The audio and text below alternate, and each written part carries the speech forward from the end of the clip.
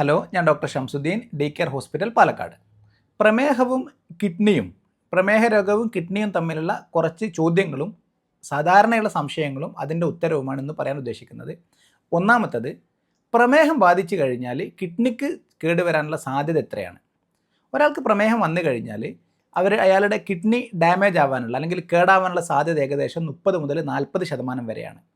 നമുക്കൊരു ഇന്ത്യൻ പോപ്പുലേഷനിൽ സാധാരണ 30% എന്ന് പറയാം. അതായത് 100 ആൾക്ക് പ്രമേഹം വന്നാൽ 30 ആൾക്കും കിഡ്നിക്ക് കേടുവരാനുള്ള സാധ്യതയുണ്ടെന്ന് അർത്ഥം. രണ്ടാമത്തെ ചോദ്യം, ഏകദേശം എത്ര കാലം എടുത്തിട്ടാണ് കിഡ്നി കേടാവുന്നത്? പ്രമേഹം ഉണ്ടെന്ന് അറിഞ്ഞ് എത്ര കാലം എടുക്കുമാണ് കിഡ്നി കേടാവുന്നത്? അതിന് നമ്മൾ 3 ഘട്ടമായിട്ടാണ് പറയുന്നത്. ഒന്നാമത്തെ ഘട്ടം മൈക്രോ ആൽബുമിനൂറിയ, മാക്രോ ആൽബുമിനൂറിയ, പിന്നെ ക്രിയാറ്റിൻ കൂടുന്ന അവസ്ഥ. ഒന്നാമത്തെ ഘട്ടം എന്ന് പറഞ്ഞാൽ ഏകദേശം 5 വർഷം ആകുമ്പോഴത്തേക്ക് മൂത്രത്തിൽ കൂടി ചെറിയ രീതിയിലുള്ള പ്രോട്ടീൻ വരാൻ തുടങ്ങും. അതിനെ മൈക്രോ ആൽബുമിനൂറിയ എന്ന് പറയും. പിന്നെ അടുത്ത 5 വർഷം 10 വർഷമൊക്കെ ആകുമ്പോഴത്തേക്ക് ഏകദേശം മാക്രോ ആൽബുമിനൂറിയ, ഒരു 300 ഗ്രാം പെർ ഡേയിൽ കൂടുതലായിട്ട് പ്രോട്ടീൻ മൂത്രത്തിൽ കൂടി വരാൻ തുടങ്ങും.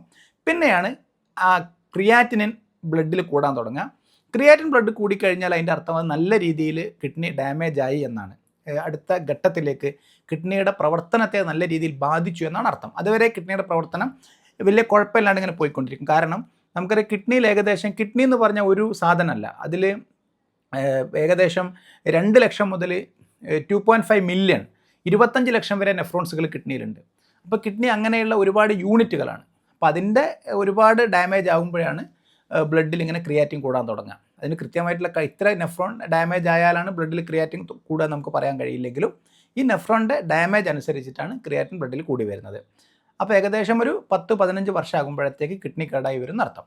ഇനി മൂന്നാമത്തെ കാര്യം, ഈ കിഡ്നിയുടെ ഡാമേജ് തടയുന്നതിന്, ഒരാൾക്കൊരു പ്രമേഹം ഉണ്ടെങ്കിൽ കിഡ്നി കേടുവരാതിരിക്കാൻ അല്ലെങ്കിൽ കിഡ്നിയുടെ ഈ പ്രശ്നം തടയുന്നതിന് വല്ല മാർഗ്ഗമുണ്ടോ എന്നുള്ളതാണ്. കിഡ്നിയുടെ ഡാമേജ് വരാതിരിക്കാൻ വേണ്ടി അല്ലെങ്കിൽ പ്രമേഹം കിഡ്നിയെ ബാധിക്കാതിരിക്കാൻ വേണ്ടി ഫസ്റ്റായിട്ട് ചെയ്യേണ്ടത് പ്രമേഹത്തെ കൺട്രോൾ ചെയ്യുക എന്നുള്ളതാണ്. എങ്ങനെയാണ് പ്രമേഹം കൺട്രോൾ ചെയ്യുക? പ്രമേഹം കൺട്രോൾ ചെയ്യുക എന്ന് പറയുമ്പോൾ ഏറ്റവും നല്ല വഴി ഒരാളുടെ വെയിറ്റ് കുറയ്ക്കുക എന്നുള്ളതാണ്. ഐഡിയൽ വെയിറ്റ്, ഒരാളുടെ ഹൈറ്റിനനുസരിച്ചുള്ള ഒരു വെയിറ്റ് നിലനിർത്തുക, അതാണ് ആദ്യം ചെയ്യേണ്ടത്. കാരണം നമുക്കറിയാം, ടൈപ്പ് 2 ഡയബറ്റീസ്, നമ്മൾ സാധാരണ നാട്ടിൽ കാണുന്ന, നമ്മൾ പറയുന്ന ഡയബറ്റീസ് ടൈപ്പ് 2 ഡയബറ്റീസ് ആണ്. ടൈപ്പ് 2 ഡയബറ്റീസ് എന്ന് പറഞ്ഞാൽ, ടൈപ്പ് 1 ഡയബറ്റീസ് എന്ന് പറഞ്ഞാൽ ഇൻസുലിൻ ഇല്ലാത്ത അവസ്ഥ. ടൈപ്പ് 2 ഡയബറ്റീസ് എന്ന് പറഞ്ഞാൽ ഇൻസുലിൻ ഉണ്ട്, പക്ഷേ ഇൻസുലിന് പ്രവർത്തിക്കാൻ കഴിയാത്ത അവസ്ഥ. അത് ആദ്യം മനസ്സിലാക്കേണ്ടത്. ഇൻസുലിൻ റെസിസ്റ്റൻസ് എന്ന് പറയും. ഇൻസുലിൻ ഉണ്ട്, ഇൻസുലിന് പ്രവർത്തിക്കാൻ കഴിയുന്നില്ല. ഇൻസുലിന് പ്രവർത്തിക്കാൻ കഴിയാതിരിക്കാനുള്ള കാരണം ബോഡിയിൽ ഫാറ്റ് ഡെപ്പോസിഷനാണ്, ഓവർ വെയിറ്റ് ആണ്. അപ്പോൾ ഫസ്റ്റ് നമ്മൾ എന്ത് ചെയ്യണം? റൂട്ട് കോസ് എന്താണ്? വെയിറ്റ് ഡെപ്പോസിഷനാണ്, അല്ലെങ്കിൽ ഫാറ്റ് ഡെപ്പോസിഷനാണ്, അല്ലെങ്കിൽ വെയിറ്റ് കൂടിയതാണ്. അപ്പോൾ വെയിറ്റ് കുറയ്ക്കണം. ഐഡിയൽ വെയിറ്റ് കണ്ടുപിടിക്കാനുള്ള, എനിക്ക് എത്ര ഹൈറ്റിനനുസരിച്ച് എത്ര വെയിറ്റ് വേണമെന്ന് കണ്ടുപിടിക്കുക എളുപ്പ വഴിയാണ്. നിങ്ങളുടെ ഹൈറ്റ് ഒരു 170 സെൻറ്റിമീറ്റർ ആണെങ്കിൽ അതിൽ നിന്നൊരു 100 കുറയ്ക്കുക. 170 മൈനസ് 100, 70 കിലോ ആണ് നിങ്ങളുടെ ഐഡിയൽ വെയിറ്റ്. നിങ്ങൾ നല്ല കഠിനാധ്വാനം ചെയ്യുന്ന ഒരാളാണെങ്കിൽ, ഇനി നിങ്ങൾ വെറുതെ ഒരു ഓഫീസ് വർക്ക് പോലെ വെറുതെ അവിടെ ഇവിടെ ഇരുന്ന് വർക്ക് ചെയ്യുന്ന ഒരാളാണെങ്കിലോ, നിങ്ങളുടെ വെയിറ്റ് അതിൽ നിന്നൊരു 10 കൂടെ കുറയ്ക്കുക. 170 മൈനസ് 100, 70, അതിൽ നിന്നൊരു 10 കൂടി കുറയ്ക്കുക, 60. നിങ്ങളൊരു സെഡൻഡറി ആയിട്ട് അല്ലെങ്കിൽ ഒരു ഓഫീസ് പോലെ കാര്യമായി അധ്വാനിക്കാത്ത ഒരു അരമണിക്കൂറൊക്കെ വ്യായാമം ചെയ്യുന്ന ഒരാളാണെങ്കിൽ നിങ്ങളുടെ വെയിറ്റ് എന്ന് പറയുന്നത് 170 നിന്ന് ആ 110 നിങ്ങൾ കുറയ്ക്കണം. അങ്ങനെ നിങ്ങൾ കണ്ടുപിടിക്കുക. അതാണ് നിങ്ങളുടെ ഐഡിയൽ വെയിറ്റ്. അപ്പോൾ പ്രമേഹൻ്റെ ഫസ്റ്റ് ചെയ്യേണ്ടത് നിങ്ങൾ ഐഡിയൽ ബോഡി വെയിറ്റിലേക്ക് കൊണ്ടുവരാം. രണ്ടാമത്, നിങ്ങളെ ഭക്ഷണശീലം ഫുള്ളായിട്ട് മാറ്റുക. എങ്ങനെയാണ് ഭക്ഷണം കഴിക്കേണ്ടത്? കഴിക്കുന്ന ആഹാരത്തിൻ്റെ പകുതിയും ഫൈബർ ധാരാളമായിട്ടുള്ള ഭക്ഷണം കഴിക്കുക. വെജിറ്റബിൾസ് ആണെങ്കിൽ നോൺ സ്റ്റാർച്ചി വെജിറ്റബിൾസ്, അതായത് കിഴങ്ങുകളല്ലാത്ത പച്ചക്കറികൾ, ഇലക്കറികൾ, അങ്ങനെയുള്ള ധാരാളം പകുതി കഴിക്കേണ്ടത്. നിങ്ങൾ കഴിക്കുന്ന ഭക്ഷണത്തിൻ്റെ പകുതിയും ഈ ഒരുപാട് അന്നജമില്ലാത്ത പച്ചക്കറികൾ, ചീരയാണെങ്കിലും കോളിഫ്ലവർ ആണെങ്കിലും ഇനി പയർ വർഗ്ഗങ്ങളാണെങ്കിലും അതൊക്കെ ധാരാളം കഴിക്കുക. പല കളറിലുള്ള പച്ചക്കറികൾ ചേർത്ത് കഴിക്കാൻ ശ്രമിക്കുക. ഒരു പ്ലേറ്റിൻ്റെ, അതായത് കഴിക്കുന്ന ഭക്ഷണത്തിൻ്റെ പകുതി പച്ചക്കറി, ബാക്കി 1/4 ഭാഗം കാർബോഹൈഡ്രേറ്റ്. അത് ചോറാവാം, അത് നിങ്ങൾക്ക് ചപ്പാത്തി ആവാം, പത്തിരി, എന്തും ആവാം. 1/4 ഭാഗം അത് കൂടുതൽ തവിടോടുകൂടി ഉപയോഗിക്കുന്ന ഏറ്റവും നല്ലത്. ബാക്കി 1/4 ഭാഗം പ്രോട്ടീൻ കഴിക്കുക. പ്രോട്ടീൻ എന്ന് പറയുമ്പോൾ അതിൽ മുട്ടയാവാം, അതിൽ മീനാവാം, എല്ലാ രീതിയിലുള്ള മീനും നല്ലതാണ്. കറി വെച്ച് കഴിക്കുന്നതാണ് നല്ലത്. ഇത് നിങ്ങൾക്ക് പയർ വർഗ്ഗങ്ങളാവാം, സോയാബീനാവാം, അങ്ങനെ പ്രോട്ടീൻ അടങ്ങിയിരിക്കുന്ന കടലയാവാം, പ്രോട്ടീൻ അടങ്ങിയിരിക്കുന്നതാണ് 1/4 ഭാഗം. ഇങ്ങനെ ഒരു ഭക്ഷണത്തെ നിങ്ങൾ ചിട്ടപ്പെടുത്തുക.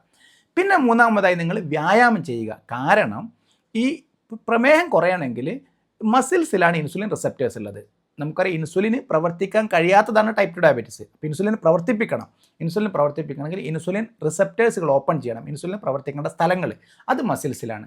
മസിൽ നമ്മൾ എയറോബിക് മാത്രം ചെയ്താൽ പോരാ, മസിൽ റെസിസ്റ്റൻസ്, ജിമ്മ് പോലെയുള്ള എക്സസൈസ് തന്നെ ചെയ്യണം ചെറിയ രീതിയിൽ. കാരണം മസിൽ വർക്ക് ചെയ്താലേ ഇൻസുലിന് പ്രവർത്തിക്കാൻ കഴിയുള്ളൂ. അതിൽ പ്രത്യേകിച്ച് കാലിൻ്റെ ഒക്കെ മസിലുകൾ കൂടുതലായിട്ട് വർക്ക് ചെയ്താൽ പെട്ടെന്ന് ഇൻസുലിന് പ്രവർത്തിക്കാനും ഇൻസുലിൻ റെസിസ്റ്റൻസ് കുറയ്ക്കാനും പറ്റും. ടൈപ്പ് 2 ഡയബറ്റീസിൽ നമുക്കറിയാം അവിടെ ഇൻസുലിൻ കൂടിയിട്ടുള്ള അവസ്ഥയാണ്. ഇൻസുലിൻ കൂടുമ്പോൾ ശരീരത്തിന് ഒരുപാട് പ്രശ്നമുണ്ട്. കാരണം ഇൻസുലിൻ ഒരു അനബോളിക്കാണ്. ഇൻസുലിൻ ബോഡീൻ്റെ വെയിറ്റ് കൂട്ടുന്ന ഒരു ഹോർമോണാണ്. ഇൻസുലിൻ ബോഡീൻ്റെ വെയിറ്റ് കൂട്ടും, ഇൻസുലിൻ ഫാറ്റ് ഡെപ്പോസിഷൻ കൂട്ടും, ഇൻസുലിൻ പ്രഷർ കൂട്ടും. എങ്ങനെയാണ് ഇൻസുലിൻ പ്രഷർ കൂട്ടുക? ഇൻസുലിന് സോഡിയത്തിനെ പിടിച്ചു നിർത്താനുള്ള ഒരു കഴിവുണ്ട്, സോഡിയം റീടെൻഷൻ. സോഡിയം കൂടിക്കഴിഞ്ഞാൽ ബി പി കൂടും. അപ്പം പ്രഷർ വന്നോ, ഷുഗർ വന്നോ, പ്രമേഹം വന്നോ, പ്രഷർ വരും. അതാണ് നമ്മൾ മനസ്സിലാക്കേണ്ടത്. അപ്പം പ്രഷറും വരാതിരിക്കാൻ, പ്രമേഹം വരാതിരിക്കണമെങ്കിൽ മെയിനായിട്ട് നമ്മൾ ഇതാണ് ചെയ്യേണ്ടത്. ഇനി നമ്മൾ മെഡിസിൻ കൂടുതലായിട്ട് കഴിച്ചിട്ടാണ് നമ്മൾ ഈ ഫുഡ് കൺട്രോൾ ഇല്ലാതെ, നമ്മുടെ സാധാരണ കേരളത്തിൽ ഇപ്പം കാണുന്നൊരു പ്രശ്നം ഫുഡിന് പ്രാധാന്യം കൊടുക്കാതെ മരുന്ന് കഴിക്കുന്നതാണ്. ഇത്രയും ഫുഡ് നിയന്ത്രണവും വ്യായാമവും ചെയ്തിട്ട് കുറയുന്നില്ലെങ്കിലാണ് നിങ്ങൾ മരുന്നിലേക്ക് പോകേണ്ടത്. അതാണ് ചികിത്സേൻ്റെ അടിസ്ഥാനം. ആ അടിസ്ഥാനം തെറ്റുന്നത് കൊണ്ടാണ് നമുക്ക് പ്രമേഹം നിയന്ത്രിക്കാൻ പറ്റാത്തത്. നിങ്ങൾ മനസ്സിലാക്കേണ്ടേ, ഇൻസുലിൻ ഉണ്ട് ബ്ലഡിൽ, സാധാരണത്തേലും വേണ്ടതിൽ അധികം ചിലപ്പോൾ ഇൻസുലിൻ ഉണ്ടാവും. പക്ഷേ ആ ഇൻസുലിന് പ്രവർത്തിക്കാൻ കഴിയില്ല. അതാണ് ടൈപ്പ് 2 ഡയബറ്റീസ്, നമുക്ക് സാധാരണ കാണുന്ന പ്രമേഹം എന്ന് പറയുന്നത്. അപ്പം നമ്മൾ വീണ്ടും ഇൻസുലിനെ കൂട്ടാൻ വേണ്ടി മരുന്ന് കൊടുക്കുന്ന സമയത്ത് വീണ്ടും രക്തത്തിൽ ഇൻസുലിൻ കൂടുകയാണ്, അപ്പം പ്രഷർ കൂടുകയാണ്, അപ്പം ഫാറ്റ് കൂടുകയാണ്, ഈ പ്രശ്നങ്ങളൊക്കെ വരികയാണ്.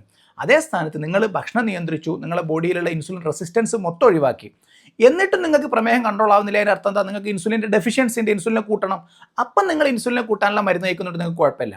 എന്നാൽ നിങ്ങളുടെ ജീവിതശൈലി മാറ്റാതെ നിങ്ങൾ മരുന്ന് കഴിക്കുമ്പോൾ നിങ്ങൾക്ക് ചിലപ്പോൾ ദോഷം ചെയ്യും. കാരണം ഇൻസുലിൻ റെസിസ്റ്റൻസ് കൂട്ടിക്കൊണ്ടേയിരിക്കും, ഇൻസുലിൻ ബോഡിയിൽ കൂടുന്നത് കൊണ്ടുള്ള പ്രശ്നങ്ങളും കൂടും. അതാണ് നിങ്ങൾ മനസ്സിലാക്കേണ്ടത്. അപ്പോൾ ആദ്യം നിങ്ങൾ ശരീരത്തിൻ്റെ വെയിറ്റ് കുറയ്ക്കുക, ഭക്ഷണം ക്രമീകരിക്കുക. അടുത്തതാണ് മരുന്ന്. ഇനി അടുത്ത ക്വസ്റ്റ്യൻ, പ്രമേഹത്തിന് മരുന്ന് കഴിച്ചാൽ കിഡ്നിക്ക് കേടുവരും എന്നുള്ളതാണ്. സാധാരണ രീതിയിൽ സാധാരണ ആളുകൾ ചോദിക്കുന്ന ചോദ്യമാണ്. പ്രമേഹത്തിന് മരുന്ന് കൊടുക്കുന്നത് ഒന്ന് പ്രമേഹത്തെ കുറയ്ക്കാൻ വേണ്ടിയാണ്. കാരണം പ്രമേഹം കുറഞ്ഞാലേ കിഡ്നിയുടെ ഡാമേജും ബാക്കി എല്ലാ പ്രശ്നങ്ങളും പ്രമേഹത്തിൻ്റെതാകുന്ന പ്രശ്നങ്ങൾ കുറയുള്ളൂ. 2, പ്രമേഹത്തിൻ്റെ ചില മരുന്നുകൾ, അത് SGLT2 ഡാപ്പാഗ്ലിഫ്ലോസിൻ അല്ലെങ്കിൽ GLP-1 അനലോഗ്, അല്ലെങ്കിൽ നമുക്കറിയാം പ്രഷറിന് കൊടുക്കുന്ന ACARB, ഈ മരുന്നുകളൊക്കെ ഈ കിഡ്നിയെ സംരക്ഷിക്കുന്നതിനുള്ള മരുന്നുകളാണ്. പ്രമേഹം ഉണ്ടാകുമ്പോൾ മരുന്ന് കൊണ്ടല്ല കിഡ്നി കേട് വരുന്നത്, മറിച്ച് പ്രമേഹം കൊണ്ടാണ് എന്നാണ് നാം ആദ്യമായിട്ട് മനസ്സിലാക്കേണ്ടത്. മൂത്രത്തിൽ പത കാണുന്നുണ്ട്, പക്ഷേ ക്രിയാറ്റിനിൻ ടെസ്റ്റ് സാധാരണ കിഡ്നിക്ക് ചെയ്യുന്ന ടെസ്റ്റ് ചെയ്യുമ്പോൾ നോർമലാണ്. അപ്പോൾ എന്താണ് ചെയ്യേണ്ടത്? ഇതാണ് ഒരു ക്വസ്റ്റ്യൻ. നമുക്കറിയാം, ഞാൻ പറഞ്ഞു കിഡ്നിയുടെ പ്രശ്നം വരുമ്പോൾ ആദ്യം വരുന്നത് മൂത്രത്തിൽ കൂടെ പ്രോട്ടീൻ വരികയാണ്. പക്ഷേ അത് നമുക്ക് ക്രിയാറ്റിനിൻ, ആ സമയത്ത് ക്രിയാറ്റിൻ കൂടിയിട്ടുണ്ടാവില്ല. അതുകൊണ്ടാണ് നമുക്ക് അത് അറിയാൻ കഴിയാത്തത്. ക്രിയാറ്റിൻ കൂടുമ്പോഴത്തേക്ക് കിഡ്നീൻ്റെ കേട് ഒരുപാട് കൂടിയിട്ടുണ്ടാവും. അപ്പോൾ അതിന് മുമ്പ് അറിയുന്നതിന് വേണ്ടി ചില ടെസ്റ്റുകളുണ്ട്. അതാണ് GFR, ഗ്ലോമെറുലാർ ഫിൽട്രേഷൻ റേറ്റ്. അതിനൊക്കെ ബേസ് ചെയ്തിട്ടാണ് നമ്മൾ ഡയാലിസിസും കാര്യങ്ങളൊക്കെ പ്ലാൻ ചെയ്യുക. കിഡ്നിയുടെ എത്ര ഡാമേജ് ഉണ്ടെന്നൊക്കെ അറിയാം. അപ്പോൾ നമുക്ക് ആ ടെസ്റ്റ് വേണമെങ്കിൽ ഹയർ സെൻറ്ററുകളിലൊക്കെ പക്ഷേ ഈ ടെസ്റ്റുകൾ ഉണ്ടാവാറുള്ളൂ. പിന്നെ ആൽബുമിൻ, യൂറിൻ മൈക്രോ, മൂത്രത്തിൽ കൂടെ എത്ര പ്രോട്ടീൻ പോകുന്നുണ്ട്, urine micro albumin creatine ratio, ഇങ്ങനെയുള്ള ചില ഹയർ ടെസ്റ്റുകളുണ്ട്. അതുവഴി നമുക്ക് ആദ്യം തന്നെ കിഡ്നിയുടെ പ്രശ്നങ്ങൾ നെഫ്രോളജിസ്റ്റിനെ നല്ല ഹയർ സെൻറ്ററുകളിൽ പോയിട്ട് നമുക്ക് ടെസ്റ്റ് ചെയ്ത് നോക്കാവുന്നതാണ്. ഇതാണൊരു കാര്യം. പിന്നെ നമുക്കൊരു സംശയം ഉണ്ടാവും, എത്ര ഇടവിട്ട് ഒരാൾക്ക് പ്രമേഹം വന്നു കഴിഞ്ഞാൽ എത്ര ഇടവിട്ടിട്ടാണ്, എത്ര ഗ്യാപ്പിലാണ് നമ്മൾ ടെസ്റ്റ് ചെയ്യേണ്ടത്? സാധാരണ രീതിയിൽ ടൈപ്പ് 1 ഡയബറ്റീസ് ആണെങ്കിൽ, അതായത് ഇൻസുലിൻ ഇല്ലാത്ത ഡയബറ്റീസ്, നമുക്കറിയാം എപ്പോഴാണ് പ്രമേഹം തുടങ്ങിയത്, പെട്ടെന്ന് ലക്ഷണങ്ങൾ കാണിക്കും. അങ്ങനെയുള്ള ആളുകൾക്ക് 5 വർഷത്തിലൊരിക്കൽ ചെയ്താൽ മതിയാവും. പക്ഷേ ടൈപ്പ് 2 ഡയബറ്റീസ്, നമ്മുടെ നാട്ടിൽ സാധാരണ കാണപ്പെടുന്ന ഡയബറ്റീസ്, നമുക്കത് എപ്പോഴാണ് തുടങ്ങിയെന്ന് ചിലപ്പോൾ രോഗിക്ക് പോലും അറിയില്ല. ചിലപ്പോൾ അസുഖം തുടങ്ങിയിട്ട് കുറേ വർഷമായിട്ടുണ്ടാവും, അറിയുന്നത് വളരെ വൈകിട്ടായിരിക്കും. കാരണം ടൈപ്പ് 2 ഡയബറ്റീസിന് സാധാരണ ലക്ഷണങ്ങളൊന്നും കൂടുതൽ കാണിക്കാറില്ല. വളരെ കുറഞ്ഞ ആളുകൾക്ക് മാത്രമേ അമിതമായ ദാഹമാണെങ്കിലും വെയിറ്റ് ലോസ് ആണെങ്കിലും ക്ഷീണമാണെങ്കിലും കാണാറുള്ളൂ. ചിലരിത് അറിയാതെ പോകാറുണ്ട്. അപ്പോൾ എന്താ ചെയ്യേണ്ടത് വെച്ചാൽ, അവർക്ക് നമ്മൾ ഒരു വർഷത്തിൽ നിർബന്ധമായിട്ടും അവരുടെ കിഡ്നിയുടെ ടെസ്റ്റ് ചെയ്ത് നോക്കുന്നത് എപ്പോഴും നല്ലതാണ്. ഇനി അവർക്ക് പ്രഷർ ഉണ്ടെങ്കിൽ, അല്ലെങ്കിൽ ആർത്രൈറ്റിസ്, ആമവാദം പോലെയുള്ള അസുഖങ്ങളുണ്ടെങ്കിൽ, അങ്ങനെ എന്തെങ്കിലും അസുഖമുള്ള ആളാണെങ്കിൽ അവർ ഒരു 3 മുതൽ 6 മാസത്തിനിടയ്ക്ക് ടെസ്റ്റ് ചെയ്ത് നോക്കുന്നതാണ് എപ്പോഴും നല്ലത്. അതാണ് ആ ടെസ്റ്റിൻ്റെ ഗ്യാപ്പ് എന്ന് പറയുന്നത്. അപ്പോൾ ഒരുവിധം കിഡ്നിയുമായി ബന്ധപ്പെട്ട, പ്രമേഹവുമായി ബന്ധപ്പെട്ട സംശയങ്ങൾക്ക് മറുപടി പറഞ്ഞു എന്ന് ധരിക്കുന്നു. ഈ വീഡിയോ നിങ്ങൾക്ക് ഇഷ്ടപ്പെടുകയാണെങ്കിൽ നിങ്ങളിത് നിങ്ങളുടെ സുഹൃത്തുക്കളിലേക്കും നിങ്ങൾക്ക് അറിയുന്ന ആളുകളിലേക്ക് എത്തിച്ചു കൊടുക്കുക. I love you all. Thank you.